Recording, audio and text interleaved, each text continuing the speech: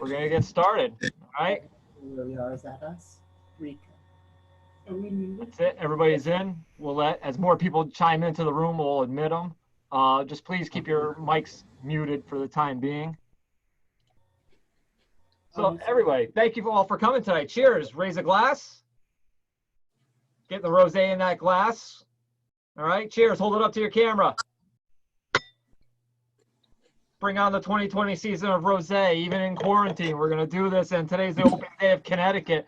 So to all our restaurant friends, good luck as we move forward and get out of this mess. All right. Cheers, everybody. Thank you for joining us. So welcome down. My name is Chris Fiore. I am one of the owners of Wine 101, if you're not familiar with me.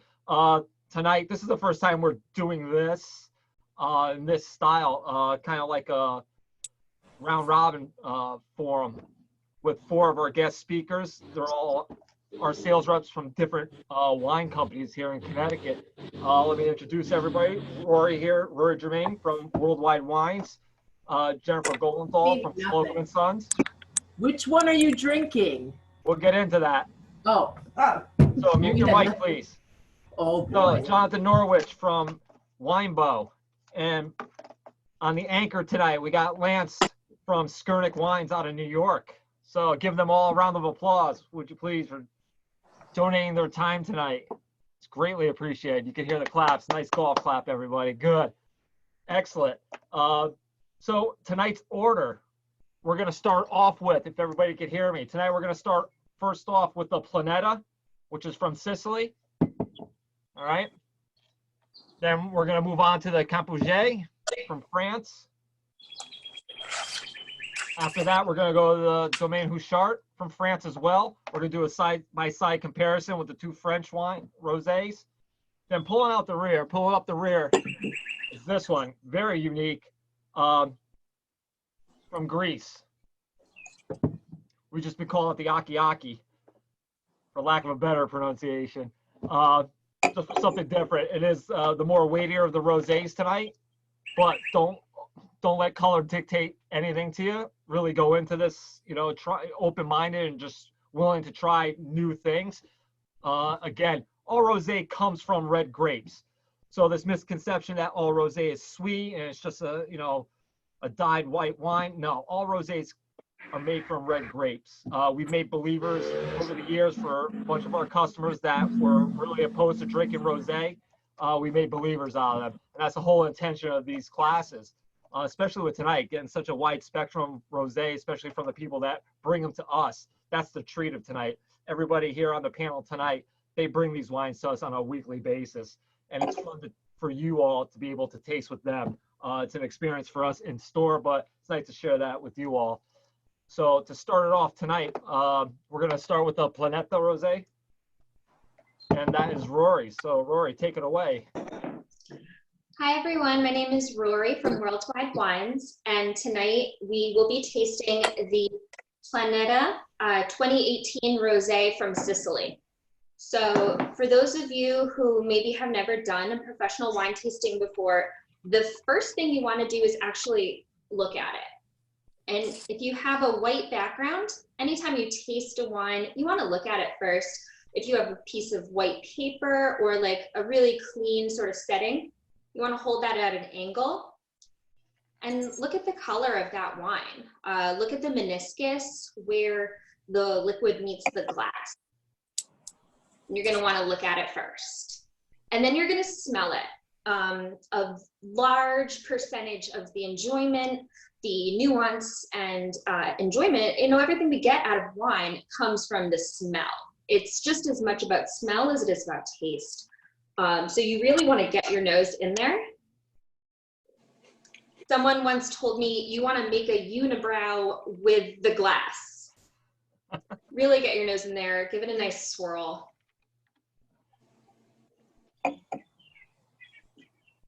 And then we can taste it. I think everybody at this point, almost 2.5 months, has a unibrow or all sorts of hair issues. So that first taste, you know, you're gonna get the shock of the wine on your tongue, and then you're gonna wanna give it another taste to sort of let your mouth acclimate to those flavors. And that's when you're really going to begin to taste what you're tasting. This wine is from Sicily, which is the island located off the southwest coast of Italy, the largest island in the Mediterranean. It's mostly volcanic soils, so you're going to get some salinity and some minerality. This wine is 50% Nero d'Avola, which is the predominant grape of Sicily, and 50% Syrah, which is a grape used in rosé making in France as well. Very popular rosé grape. You might notice this wine has sort of a salmon orangey color. It's not quite pink. It sort of has a light orange hue to it. It doesn't have much contact with the skins. Nero d'Avola is a really dark grape, as is Syrah. So this only has contact with the skins for about an hour before it's moved into the stainless steel tanks. And that's how you get this really lovely color, this really bright acidity. You might get some strawberries on the nose, strawberries on the palate. Of course, I read the bottle to see what they had to say, and it mentioned pomegranate, which I thought was very romantic. But you know, pomegranate's a very distinct flavor, but you actually taste it. And that's because Sicily, located so close to the equator, it's almost tropical. The flavors you get there are different from other flavors you'll get in Italy, especially northern Italy. Sicily is a totally different region to the country, and it really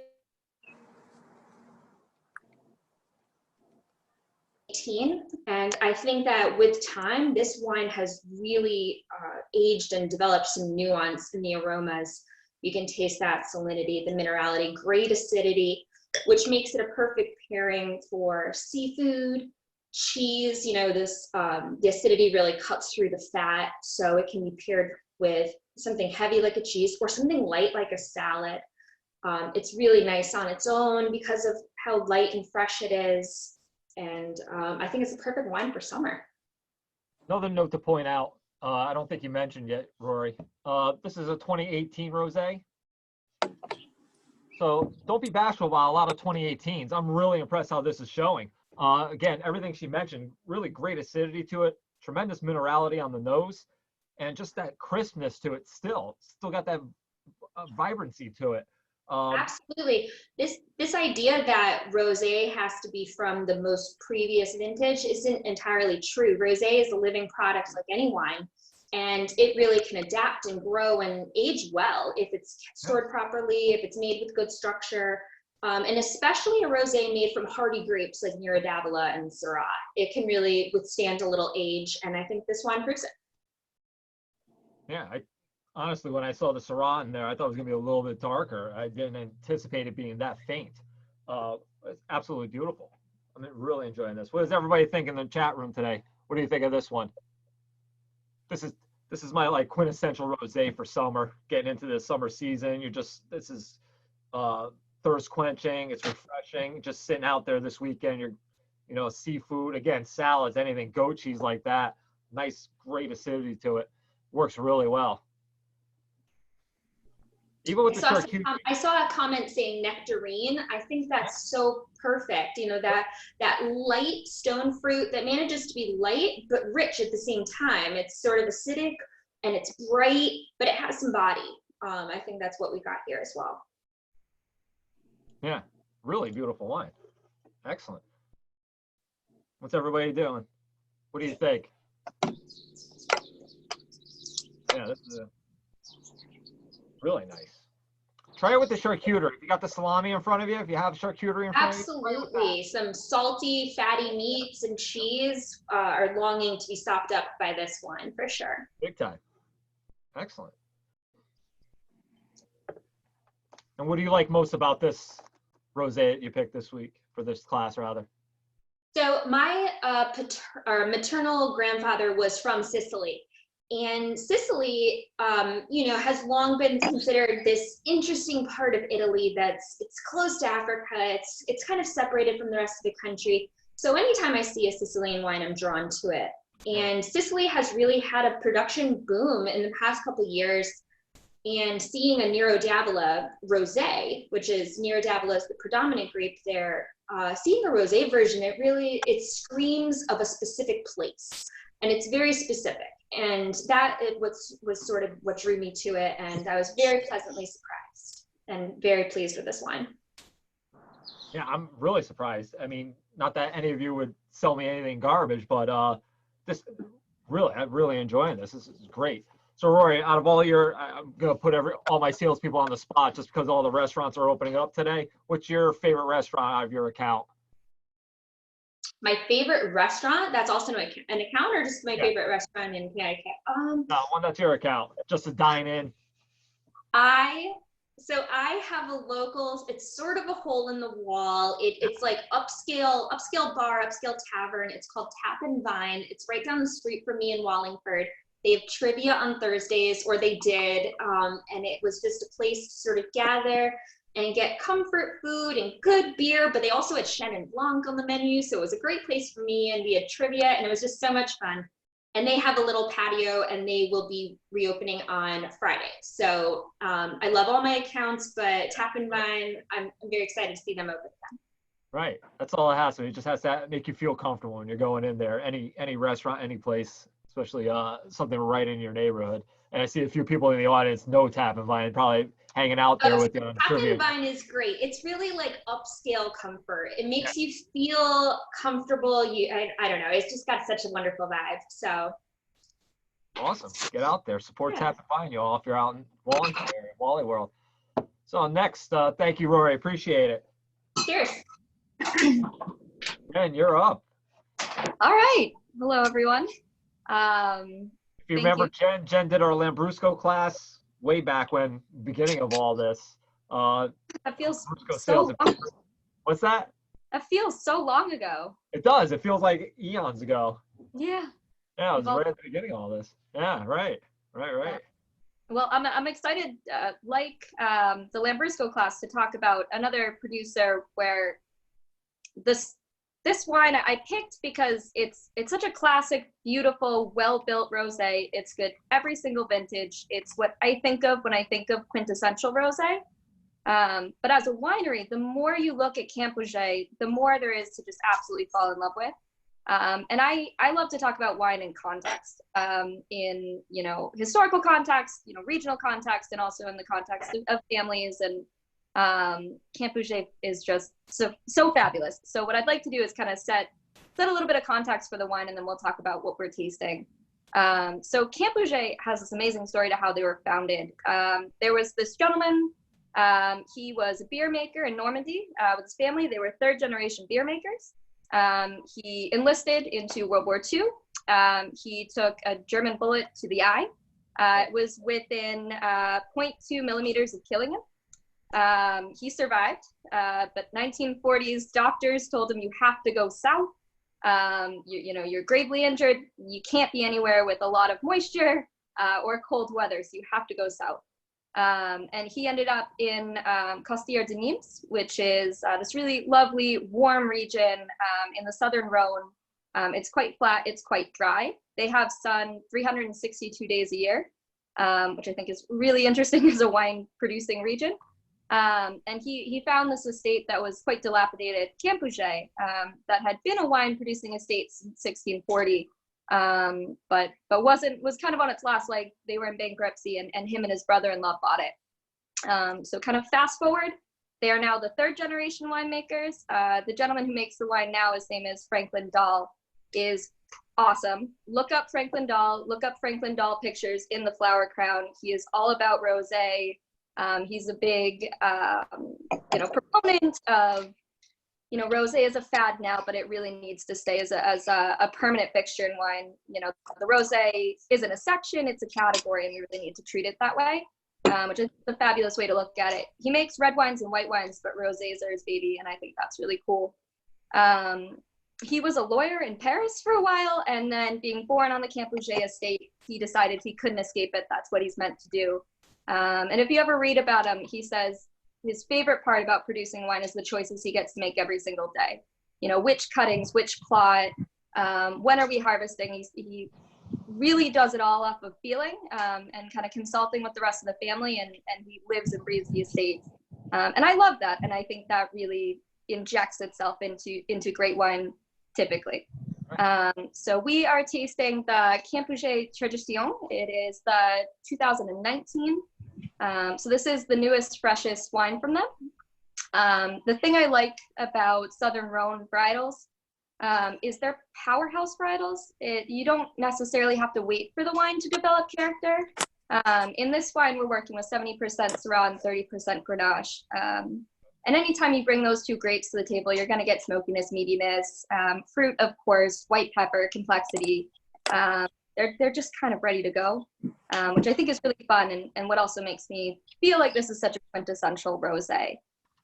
So if you notice it, it's quite pale. It's got a little bit of that oranginess to it. The nose, you're going to start to pick up, I pick up a little bit of smokiness, almost like a green strawberry, like a slightly underripe. Little bit of orange skin, which I think is really interesting. And then a little bit of that sort of herbal note that the Southern Rhone is so well known for. I see floral, definitely from the Syrah, you get a little bit of that violet. And then on the palate, I think it's just super well balanced. It's perfect for food. So when they make this wine, a little bit into the wine making, they try to harvest it a little bit earlier. Again, because you're fighting with all of the sunshine and really warm temperatures, especially trending in the last few years. Provence and Costières-de-Nîmes have had a little bit of difficulty with grape burn. Basically, the sun burns the outside of the grape like a sunburn, and that translates to really funky flavors in wine. So they've been fighting that. Campouget is listed as sustainable. They practice sustainable farming, but the reason they can't go to that biodynamic level is because sometimes they have to tent the grapes because of the sun, which I think is really interesting. You know, sometimes you just can't be that extra level, but you're still doing everything you possibly can to be kind to the land and to produce wine with integrity. So I always like to stand up for those people who could be organic or biodynamic. There's just one small thing that's not a pesticide or a chemical that they have to do, and their wines are just as impressive and important. Yeah, and I really hope you all enjoy this. I would think for food pairings, I mean, this is a great barbecue wine because you're gonna pick up this nice little smokiness, a little bit of meatiness, but overall very refreshing. You can drink it outside, nice and cold. It's really enjoyable wine. Super crushable. And you mentioned something earlier. Rosé is a category. I mean, it's not just a fad, and we're getting almost there in the Northeast. I mean, we like to say that this weekend especially is like the rosé season kickoff, but realistically, you could drink rosé all year long. I mean, these are great holiday wines. Whatever holiday you celebrate in your own home, these are great holiday wines. They're great anytime wines. It's not just a seasonal wine, and we continuously tell people that. We try to hold on to as many rosés as we can throughout the whole year. But you start seeing that dip right after Labor Day, really starts to slow down. And by, Halloween, forget it. Nobody wants to talk about rosé. But coming back up into the holidays, they're great wines to put on the holiday table for whatever you're doing. I mean, I'm Italian. To serve this with your antipasto platters, if you're doing a glazed ham at whatever holiday, they're fantastic to use. It's just a matter of knowing which ones would work better for what you're doing. I mean, if you're doing the Christmas Eve, the night of the fishes, you take the Planeta, you take the Campouget, they work great with that. Absolutely fantastic with that. So just keep it going all year long. Don't stop. I mean, they're just fantastic wines. I agree. So I'll put you on the spot as well, just like I did Rory. Out of all your accounts, what's your favorite restaurant to frequent? I will give you a sort of craft cocktail bar in a restaurant. So craft cocktails, going to hang out, Conspiracy in Middletown. Oh yeah. Hands down, probably my favorite bar ever. Every time I go in there, I love them more. The people are fabulous. For restaurants, I really love going to Union League when I do get the chance. It's one of the only restaurants that I feel truly afraid in.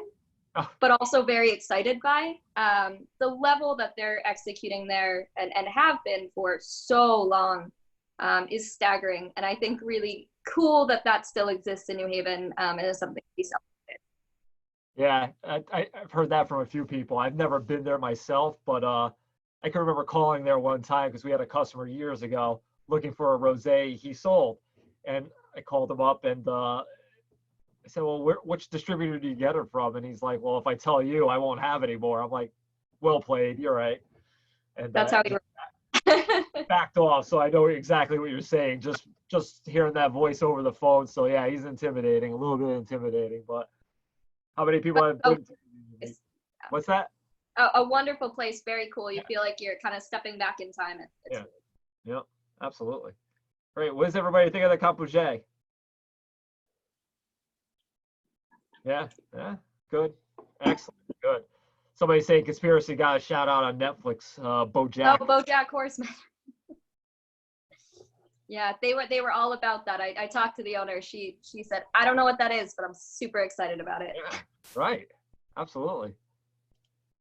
I've been to Conspiracy. We went up there. That whole Middletown scene is really on fire. It's I awesome. haven't been down there. There's something for everybody down there, and it's all within walking distance. So back in the day where I used to bar hop down in New Haven, Middletown's got that same vibe. You go from one place to the next, and it's just their own little character inside. Whether you want wine, craft cocktails, you go down the other end for craft beer, artisanal pizzas at Crust, bourbon bar. I mean, there's something for everybody down there. Take a ride down. Especially now where all the restaurants really need the help. So and they all have patios. Almost all of them in Middletown have patios. Right, it's true. Yeah, it's true. Well, Jen, thank you very much. Appreciate it. Excellent. Everybody loved it. Great. Jonathan, you are up, my friend. So what are you bringing us tonight? So we're going to do a side-by-side. So right now you tasted something from Costiere de Nîmes, and now Jonathan's going to bring you something from Provence. So take it away, buddy.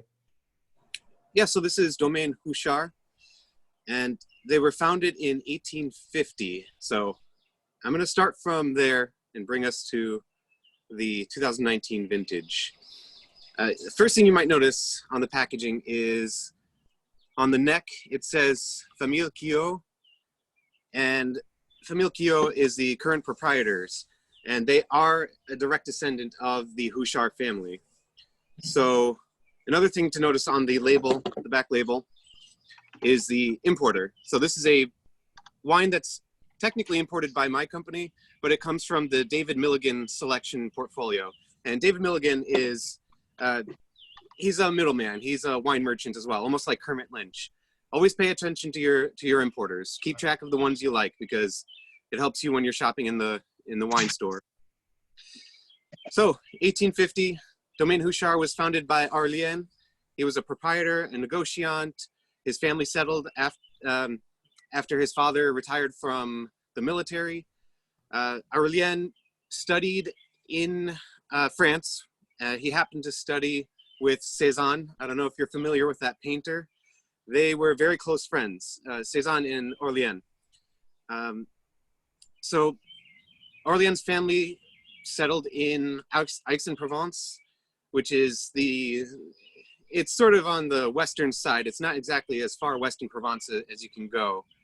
But say if Provence were the width of Providence, Rhode Island, and Hudson Valley, New York, I'd say they settled around the Hartford area for some scope. So Aurélien studied agriculture.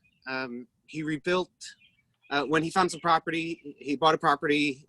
It was a rundown property. There were some vineyards, but they were heavily affected by phylloxera. And so this was about 1870, 1880, when phylloxera really started to hit the vineyards of France. And so Aurélien was one of the first generations to deal with this mite, this pest. And he completely rebuilt this vineyard. And so down the road, his founding vineyard was known as Prélubier, and it's the very same vineyard where the Domaine Huchard is based today. 1890, they planted vines and almonds. And the vines that they planted were Carignan, Grand Noir, which is not so well known today, but Grand Noir, Grenache, Uni Blanc, Claret. And at the time, he was known for using the peak of viticultural technology, very modern production, including machinery, as well as experts in viticulture. So in 1984, Genevieve Quillot, who was Orleans' great-granddaughter, started working on the estate. She continued the Domaine Huchard legacy. Her son was Jean-Baptiste Quillot, who is currently the proprietor of Domaine Huchard, 5th generation. But after much buying and selling of property and land, Domaine Huchard is now 197 acres, predominantly sandy, chalky soils, beds of clay and silt, and which provides for adequate drainage. And so at this time, let's pause, let's taste the wine.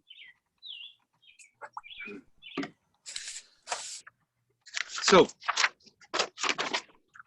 the color is a medium bright pink. Yes, what are you smelling, everyone? I don't want to give away the farm, I'll give you a moment. For me, I get a lot of strawberry Turkish delight. Oh, that's a good one. Or a strawberry candy note. There you go. Watermelon, white flavor, yes, orange. And you sort of get that orange all the way through into the palate as well. It's not necessarily a citrus orange, but almost like an umami. So let's taste. When you taste, let it sit on your palate for a little bit, coat the sides of your mouth.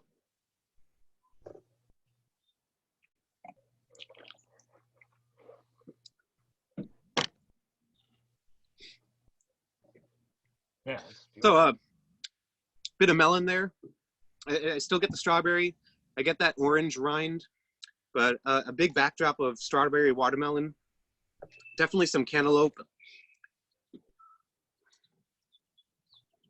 Yeah, as you're tasting this, you're gonna, whether you're smelling it, when you taste it multiple times, the flavor is gonna change as you're coating your palate. So you could go from orange to orange rind to orange pith, all different transitions across that. All right. There's a bit of herbal note, almost a salinity to it. Good. Somebody's tasting honey. A little sweet. Yeah, so the blend itself, I believe it might say it on the bottle. Yeah. So this vintage is Grenache, Syrah, Cinsault, Cabernet, Mourvèdre. Okay. The primary blend year after year is Grenache, Cinsault, Syrah. And they stick with primarily those three grapes. As far as food pairings, anyone want to shout some out? What would you eat with this? What would you think to serve with this? What would you pair this with, food-wise? It's versatile. Yeah, now I gotta admit, I've been watching a lot of the Great British Baking Show, and it's you gotta watch it. If you have nothing better to do, watch that. The pastries, it's just so tempting to just get into baking. But I find a lot of these pastries they make, they're light, they're crisp, flaky, pair perfectly with Provence rosé. And I was looking up the regional cuisine of Provence. I found they eat a lot of aioli, bouillabaisse, ratatouille, tapenade, very Mediterranean food. But I found this pastry called gibassier. It's made with fruited olive oil, a little bit spiced with anise, orange peel, and baked with orange flower water. Very interesting, but along the lines of very light and fluffy, almost.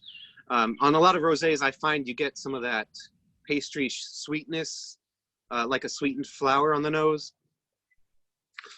So that's Domaine Huchard. Excellent. What does everybody think of that? That's a seasonal favorite. Yeah, that's one we bring in year after year. And again, with all our reps here, they're introducing new ones to us, thereby we're introducing it to you. And every one I've had so far has been really great. Hoping it makes it into the hands of a lot of people aside from tonight. So a big major difference between the one we tried with Jen and then Jonathan's. What do you think? Call about. Two different regions in France. Costiera de Nimes just sits above Provence, correct, Jen?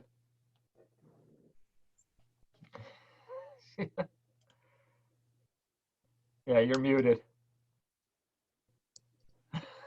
Sorry about that. So it is up and a little bit west. So if you parallel to it, it's almost parallel to Ventoux, which I think is really interesting because that's such a hearty, intense wine. Yeah. And then you're getting these really light ones just a little bit farther over, which is cool. Yeah. And then Jonathan's just textbook Provence, little baby Provence. And yeah, which I really appreciate because Famille Quillot, they are very focused on their Côte d'Aron production. They make some great Chateauneuf de Pape. They, actually, I think we have the Trignon at the store, but Trignon comes from that portfolio. And for them to make these ridiculously well-reputed Côte d'Aron reds and a very amazing Provence rosé, you gotta give them some credit.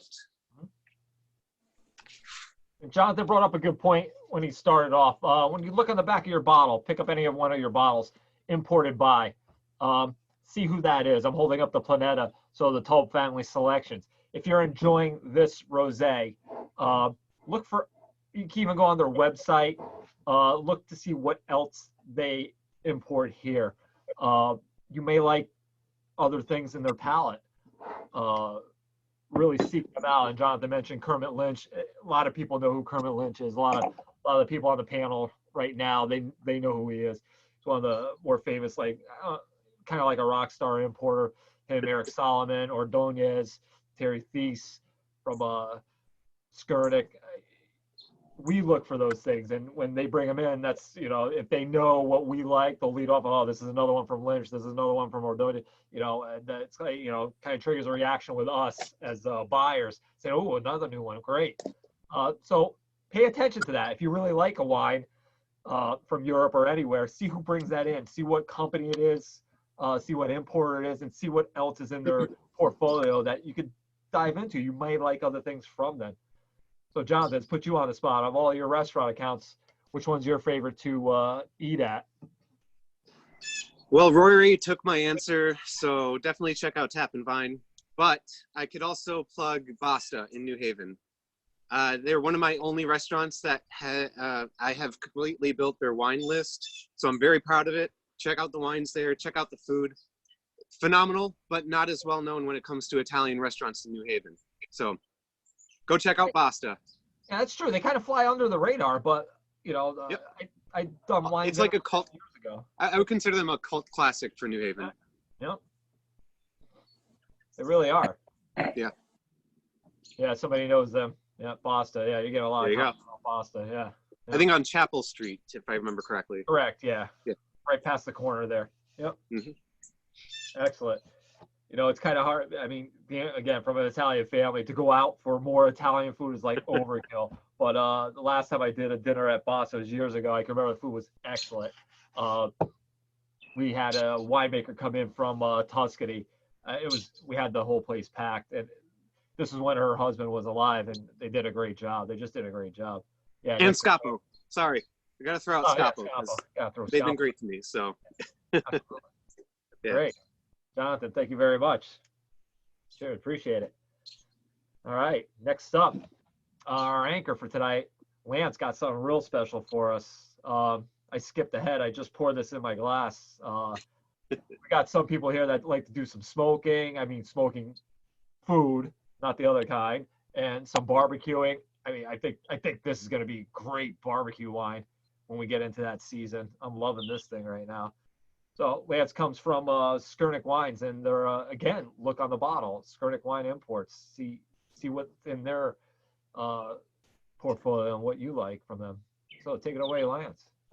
Hey guys, first I just want to say well done to each of you other presenters. I don't have your wines with me, but you've done a good job making me want to drink them. So killer job. Yeah. So like Chris said, I'm from Smearnick Wine Spirits. We're based in New York, but we do distribute to eight states. And yeah, we mostly, go after, we're direct importers, so we scour the globe for our producers, and that's why when you see on the back of the bottle it says Smearnick, because we are the importer. Yeah, so tonight I wanted to share a wine with you that is from a little known region in Greece. Greece wines are kind of up and coming. I put together a little slideshow. Let me know if you guys can see it. Oh, good. Thank you. Is it up there? Can Yeah, you see it? I can see it. Yeah, cool. Okay. Yeah, so I chose wine from the Kiriani estate, and the rosé is called Akakis. Akakis means acacia barrel in Greek, and I know we've been looking at labels, and a lot of these Greek words can be crazy and hard to pronounce. Definitely true. Yeah, but so like I was saying, I guess we've seen the rosé market has blown up, and I've heard a lot of people say, "Oh, this rosé tastes like the next," and this wine is meant to showcase how diverse the rosé world can be. Yeah, so it is definitely like a darker color. It's going to be meatier, heavier, a little bigger than the other very finessed wines that you've already tasted. Yeah, so the Kiriani Winery was actually founded in 1997, but the family has Greek history going all the way back to 1897. So they've got basically 5 generations of winemaking history.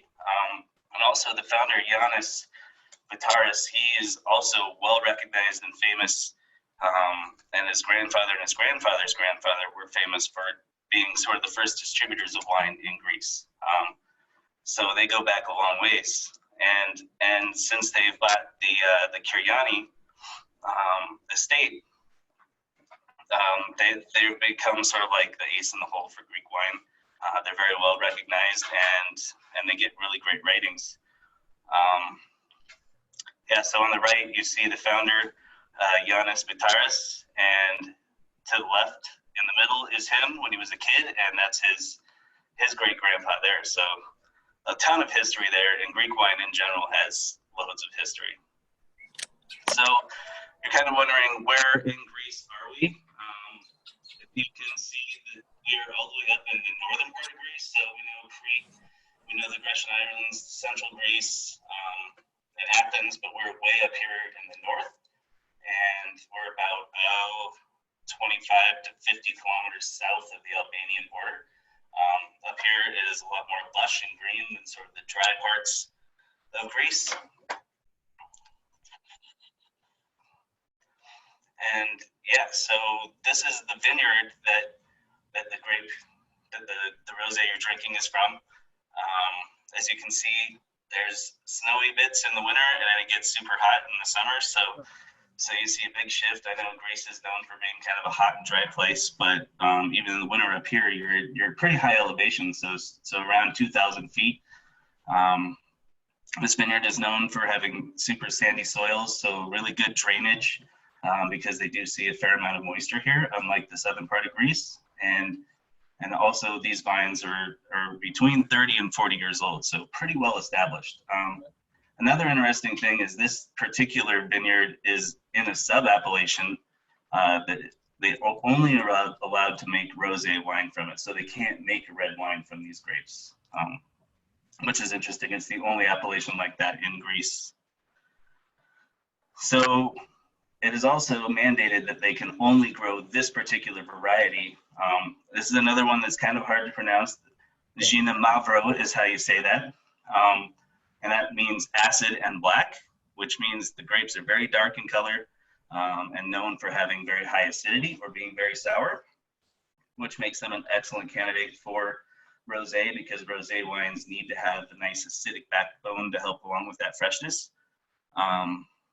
Yeah, so this particular variety is planted across Greece, but in this particular region, like I said, you can only make rosé out of it. And it has garnered a lot of comparisons to Nebbiolo from Barolo. And a lot of people were wondering if there was some DNA linkage, but that has been disproven. So this is just a native variety to Greece that probably dates back over 1,000 years. So it's really old variety.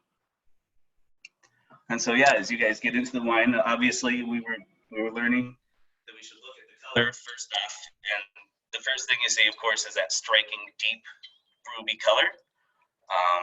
And that sort of kind of make you have a bias towards the wine. But as you get into it, like the other wines, it does have like a freshness and like a very fresh aromatic bouquet that sort of erupts from the glass.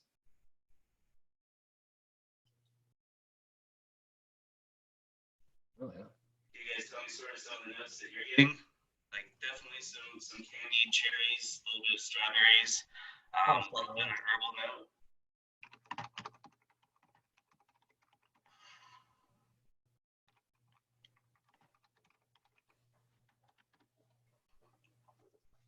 But yeah, it has a bigger, rounder profile. Quite a structure also on the palate. Yeah, I can't see the chat, so I can't tell if you guys are chiming in with notes. Not yet. No, but I mean, this is sticky. It's got some grip to it. It's got a lot of backbone to it. Yeah, I mean, Yeah, so cranberry. Cranberry's good. yeah, which is that's part of that acid sourness that you might be getting from this particular grape. Yeah, and as Chris was saying, like this is a wine that would be fantastic with food.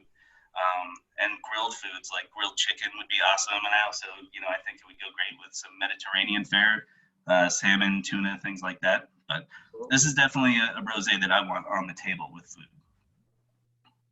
Yeah, I'm thinking barbecued ribs, something like that, something sticky, a little smoky.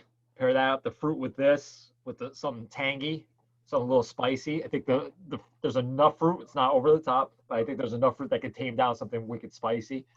I think I really enjoy this. So what do you think are some of the aversions to people like venturing, especially Greek wines? Greek wines are tough. And we've tried them, and it's just like trying to get everybody else to really warm up to them. I think the language barrier is a big thing, but we saw that in France too. People didn't know what anything was. Then Spain came out and started really putting it out there, saying this is what it is.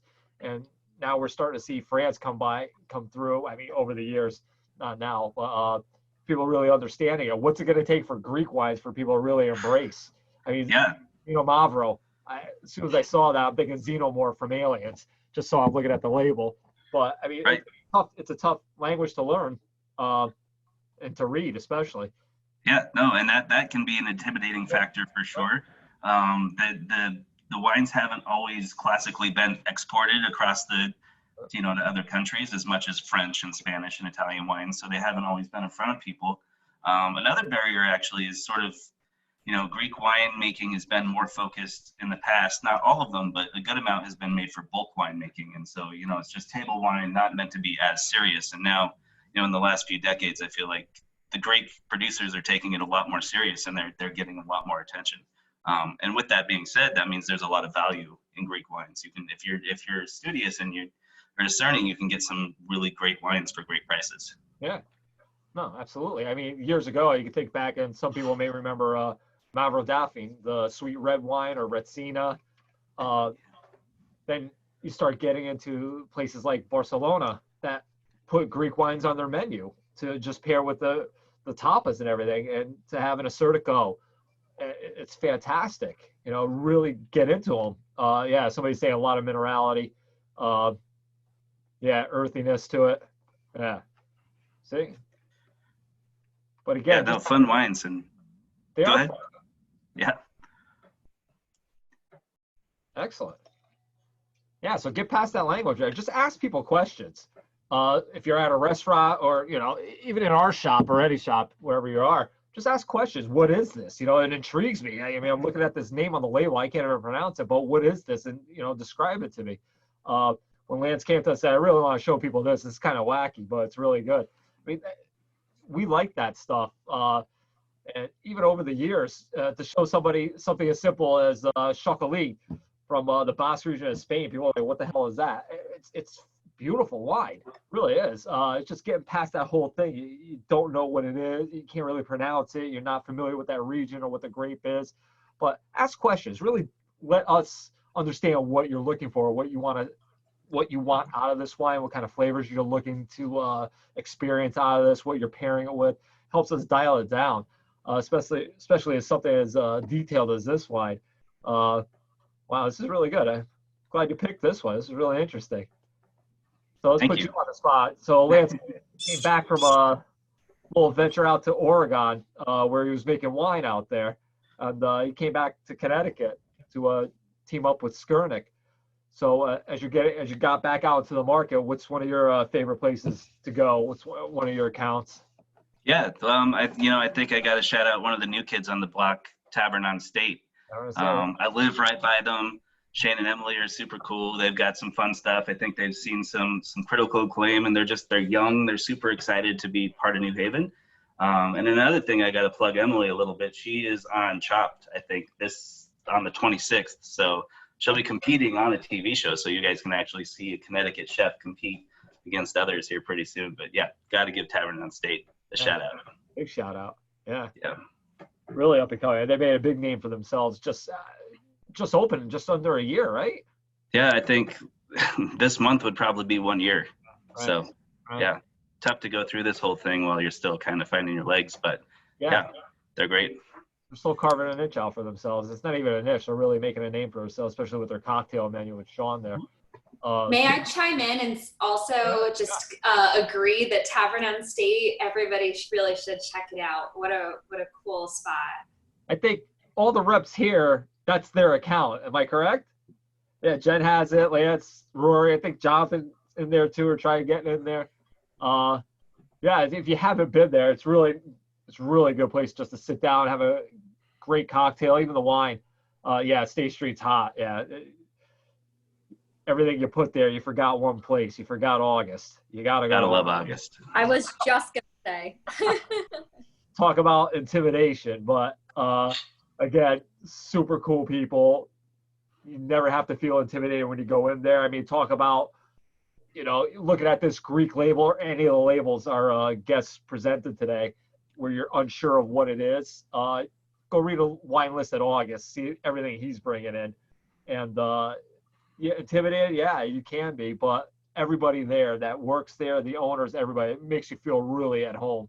You just nestle up to the bar, and again, you just talk to them, and they get a feel for what you like, which is the case with many of the restaurants everybody works with here, which is kind of fun.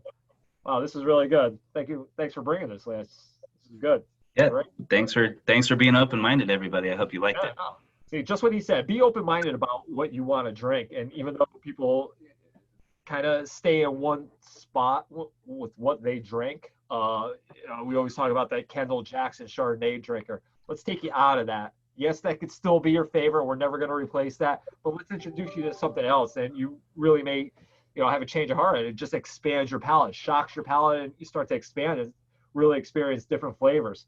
So I'm going to unmute everybody, but before we get there, to all of our panelists tonight, thank you very much for joining us. This was great.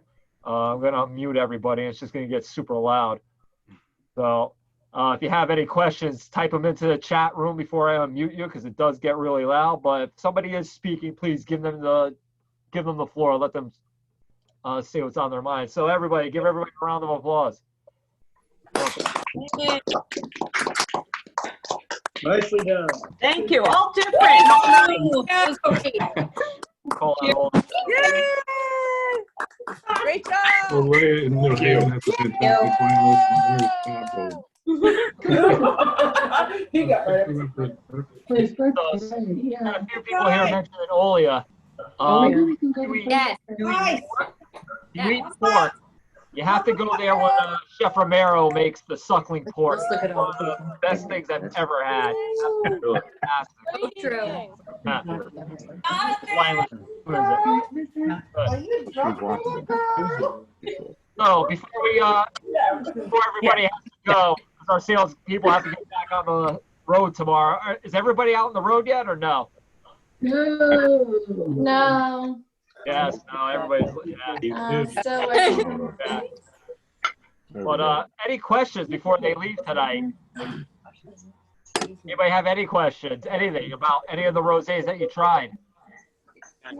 It was a wonderful selection. Yeah, it was. Definitely. Very interesting. Yes. It was And I have to say that unfortunately, rosés don't come out